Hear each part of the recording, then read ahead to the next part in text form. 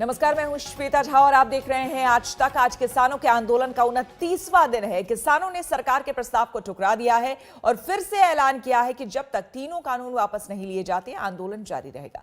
इस बीच किसानों के आंदोलन पर सियासत भी खूब हो रही है। राहुल गांधी के नेतृत्व में कांग्रेस सांसदों का एक दल आज राष्ट्रपति से मुलाकात करेगा।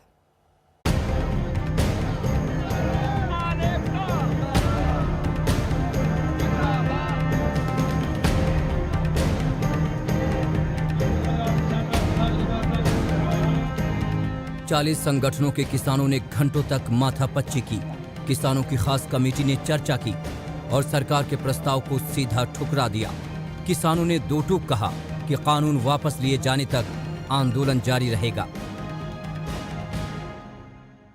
घोषणा तुम कर रहे हो और संसद में कह रहे हो ये हमारी गारंटी है, न्यूनतम समर्थन गारंटी का कानून है, तो तुम्हारी गारंटी फुलफिल करो ना भाई। गारंटी भी दे रहे हो, पूरा भी नहीं करे। ये किसानों के साथ धोखा है। इस धोखे को किसान सहन नहीं करेंगे।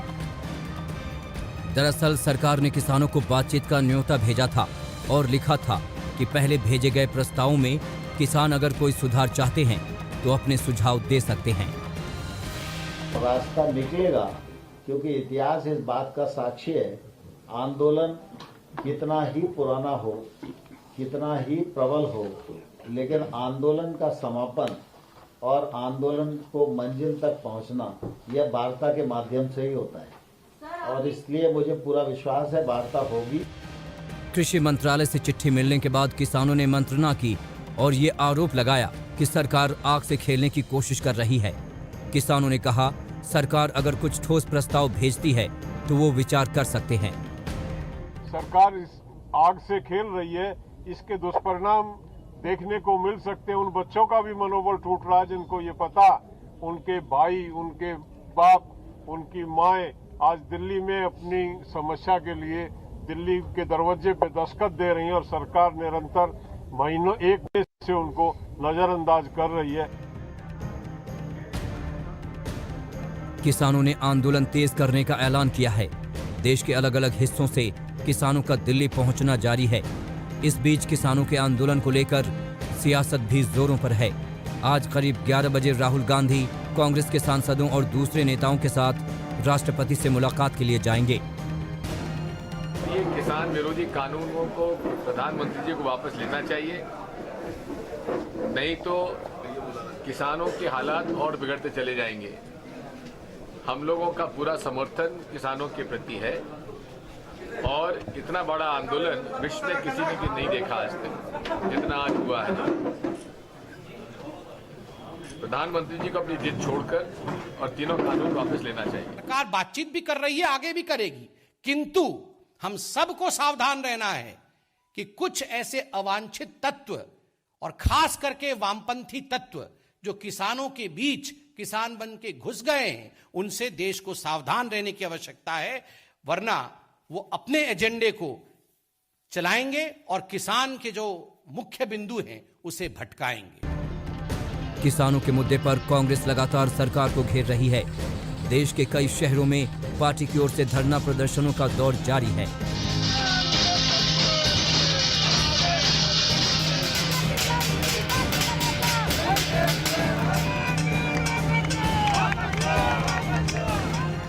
आज तक ब्यूरो। एक और किसान तीनों कानून वापस लेने पर अड़े हुए हैं, तो वहीं दूसरी ओर किसानों को मनाने की सरकार की सारी कोशिशें जारी है। अब 25 दिसंबर को पीएम मोदी यूपी के किसानों के साथ चौपाल लगाने जा रहे हैं।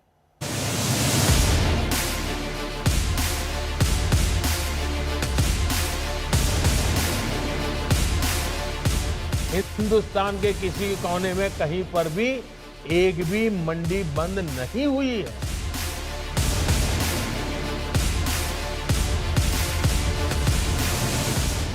एमएसपी हटानी होती तो स्वामीनाथन कमेटी की रिपोर्ट लागू ही क्यों करते भाई?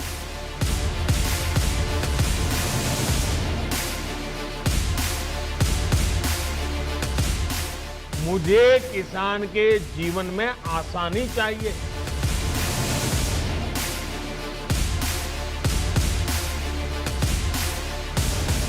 एक और सड़कों पर किसान डटे हुए हैं, तो दूसरी ओर सरकार की ओर से मनाने की कोशिशें जारी है। पीएम मोदी कई बार राज्यों से लेकर देश के किसानों के साथ संवाद कर चुके हैं, जहां उन्होंने आंदोलन को खत्म करने की अपील की। सरकार के इन प्रयासों के बाद भी अगर किसी को कोई आशंका है तो हम सर झुकाकर किसान भाइयों के सामने हाथ जोड़कर बहुत ही विनम्रता के साथ देश के किसान के हित में उनकी चिंता का निराकरण करने के लिए हर मुद्दे पर बात करने के लिए तैयार हैं।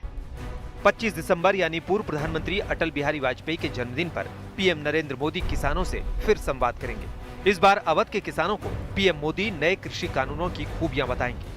इसके साथ ही उत्तर प्रदेश बीजेपी कार्यकर्ता केंद्रीय कृषि मंत्री नरेंद्र सिंह तोमर की चिट्ठी लेकर घर घर जाएंगे।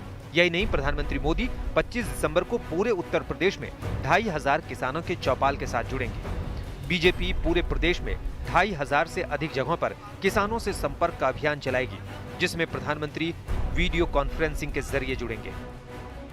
उत्तर प्रदेश में किसानों को जोड़ने का ये सबसे बड़ा मेगा कार्यक्रम होने जा रहा है।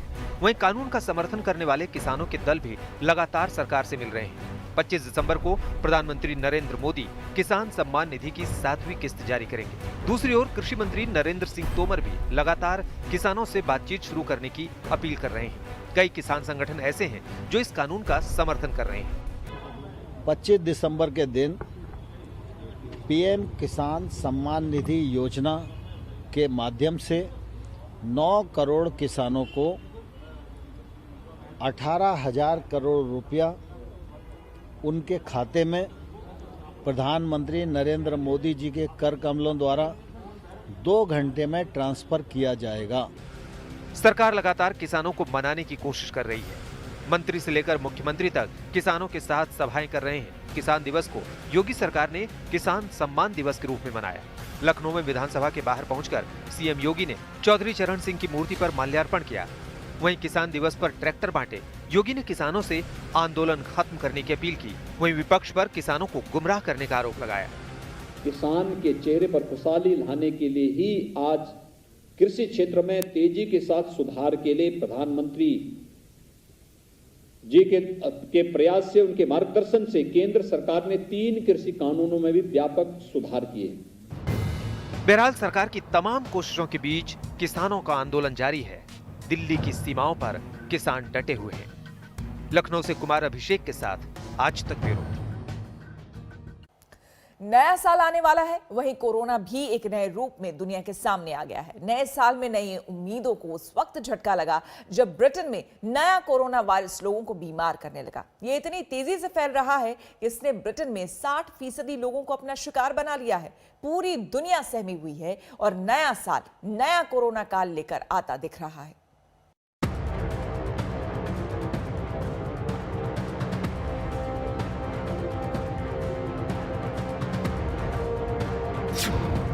तो 2020-21 में भी जीने नहीं देगा। दुनिया भर में न्यू ईयर की खुशी नहीं,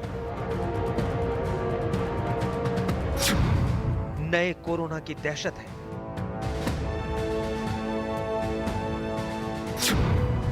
– 2020 के जाते जाते आखिरी महाद्वीप पर कोरोना का अटैक। 2021 में ब्रिटेन के नए स्ट्रेन का दुनिया भर में खौफ। पूरी दुनिया 2021 का इंतजार इस उम्मीद के साथ कर रही थी कि नया साल कोरोना की महामारी से जंग में जीत दिलाएगा। कोरोना पर करारा प्रहार करने के लिए रिकॉर्ड 10 महीने में वैक्सीन भी तैयार हो गई। अमेरिका से लेकर ब्रिटेन और रूस तक में जानलेवा कोरोना के खात्मे के लिए वैक्सीनेशन की शुरुआत हो गई। भारत में भी कोरोना को मात देने वाले दुनिया के सभी बड़े टीकाकरण अभियान की तैयारी लगभग पूरी हो चुकी है।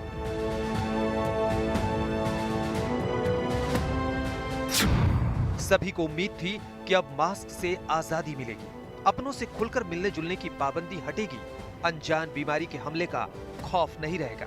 मगर तबाही मचाने वाला 2020 जाते जाते एक नए कोरोना वायरस को लेकर आ गया। ब्रिटेन में कोरोना वायरस ने तेजी से रूप बदलने वाले नए वायरस को जन्म दिया जो 70% से फैलने लगा। हालात ये हैं कि जिस ब्रिटेन में आने वाले अप्रैल तक यानी अगली गर्मियों तक कोरोना से आजादी का जश्न मनाने की तैयारी थी, वहां अब अप्रैल तक लॉकडाउन के आसार हैं। पूरी दुनिया में फिर से दहशत मच गई है। इस नए कोरोना वायरस को रोकने के लिए तमाम देशों ने ब्रिटेन के लिए अपने दरवाजे बंद कर दिए हैं। इस वक्त मैं हूँ हीथ्रो एयरपोर्ट टर्मिनल 2 पे, जहाँ से और जहाँ पर अमूमन भारत से फ्लाइट्स आती हैं, और लेकिन यहाँ पे अब दिसंबर के अंत तक कोई भी फ्लाइट्स नहीं जा सकती, बिल्कुल बैन है। यूके कई देशों की लिस्ट पर है, बैन लिस्ट पर है, क्योंकि यहाँ पर कोरोना वायरस का स्ट्रेन पाया गया जो काफ़ी इन्फेक्शियस है। बल्कि एक्सपर्ट्स का कहना है कि हाल तो ये हो सकते हैं कि शायद यूके अप्रैल के महीने तक लॉकडाउन से बाहर और अंदर जाता रहे। इस तरह की सख्त सिचुएशन यहाँ पर चलती रहे और बाकी देश अपने आप को बचाना चाहते हैं तो लाजमी है कि बैन लगाया गया है। उड़ानों के बंद हो जाने से ऐसे कई भारतीय छात्र और नौकरी पेशा लोग ब्रिटेन में बुरी तरह फंस गए, जो हर साल क्रिसमस में और न्यू ईयर की छुट्टियों के दौरान अपनों से मिलने भारत आया करते थे। वहाँ पढ़ रहे छात्रों के सामने मुश्किल ये है कि लॉकडाउन की वजह से उनके पास करने को कुछ नहीं है, ऊपर से नए कोरोना वायरस का डर भी उन्हें सता रहा है। Haven't seen my family for long time, and I don't want to stay trapped in house due to the new lockdown, and also my parents are worried due to the new strain of COVID-19, and they call me twice a day asking me how I'm doing and all, so I'll prefer to go back India. 2020 ने जाते जाते एक और बुरी खबर दी। अब तक दुनिया का एक ही महाद्वीप कोरोना वायरस से अछूता था, मगर अब यह जानलेवा वायरस उस अंटार्कटिका पर भी पहुंच गया है। इस बर्फिस्तान में स्थायी आबादी नहीं, अलग अलग देशों के रिसर्च कैंप हैं। उन्हीं में से चिली के बेस कैंप में मौजूद 58 लोगों के कोरोना पॉजिटिव होने की खबर आई है। इनमें सेना के जवानों के साथ ही 10 सिविलियन कॉन्ट्रैक्टर शामिल हैं। इन सभी को चिली बुलाकर क्वारंटीन कर दिया गया है। चिली की नेवी का जहाज 27 नवंबर को अंटार्कटिका कैंप पर पहुंचा था। 10 दिसंबर को उसकी वापसी हुई थी, तभी 3 क्रू मेंबर संक्रमित पाए गए। उसके बाद से खुलासा हुआ कि वो अंटार्कटिका में ही संक्रमित हुए। यह खबर ऐसे समय में आई है जब ब्रिटेन में नए कोरोना वायरस का कहर सामने आया है। वहीं बच्चों में नए कोरोना वायरस के तेजी से फैलने का भी खुलासा हुआ है। 2020 ने आने के साथ ही कोरोना की तबाही मचाई थी और जाते जाते भी इतने झटके दिए हैं कि दुनिया 2021 के आने से पहले भी सहमी हुई है। लंदन में लवीना टंडन के साथ आज तक ब्यूरो। ब्रिटेन ने नए कोरोना वायरस से पूरी दुनिया को सावधान कर दिया था। इस बार भारत ने ब्रिटेन से आने वाली उड़ानों को बंद करने में देर नहीं की, लेकिन इस रोग से पहले ब्रिटेन से भारत पहुंचे 20 लोग कोरोना पॉजिटिव हैं। वैज्ञानिकों को आशंका है कि इनमें से आधे लोग नए कोरोना वायरस के शिकार हो सकते हैं।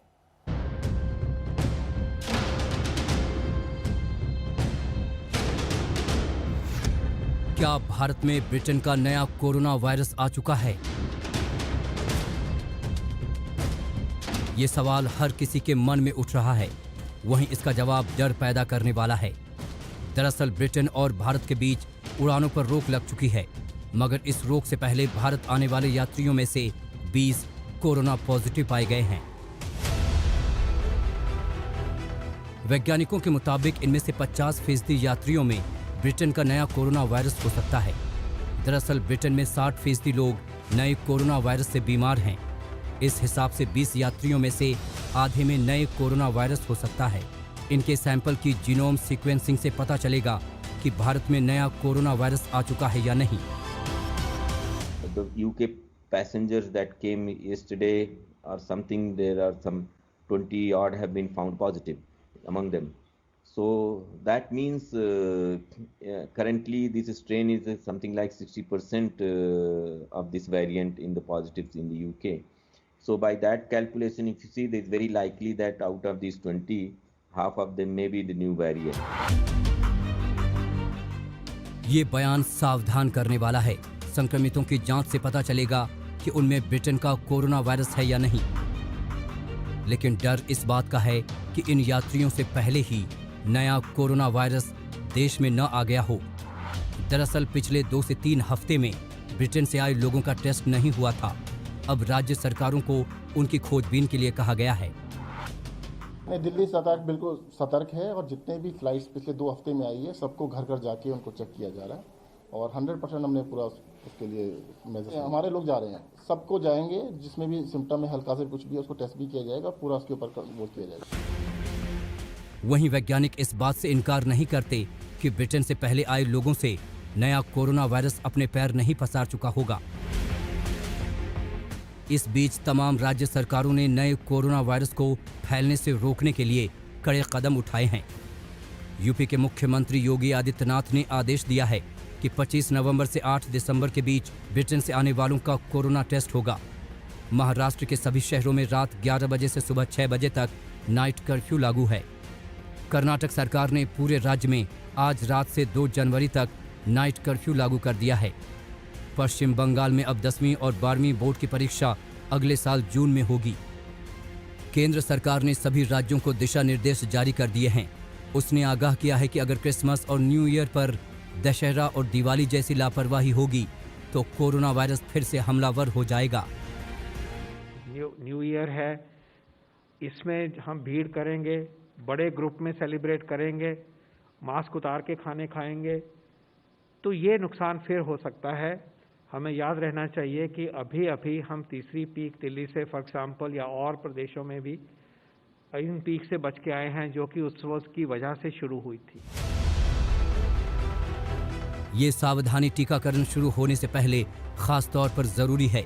वहीं टीकाकरण को लेकर एक अहम सवाल है कि क्या कोरोना से बचाव के लिए बच्चों का टीकाकरण नहीं होगा। नीति आयोग के मुताबिक फिलहाल बच्चों के टीकाकरण का कोई विचार नहीं है, लेकिन ब्रिटेन में नया कोरोना वायरस बच्चों को भी अपना शिकार बना रहा है, जबकि मौजूदा कोरोना वायरस बच्चों पर कम असर डाल रहा था। ऐसे में सवाल उठता है कि क्या सरकार बच्चों के टीकाकरण पर अपना विचार बदलेगी। दिल्ली में मिलन शर्मा के साथ आज तक ब्यूरो। नमस्कार, मैं हूं अंजना ओम कश्यप। हमें उम्मीद है ये वीडियो आपको पसंद आया होगा।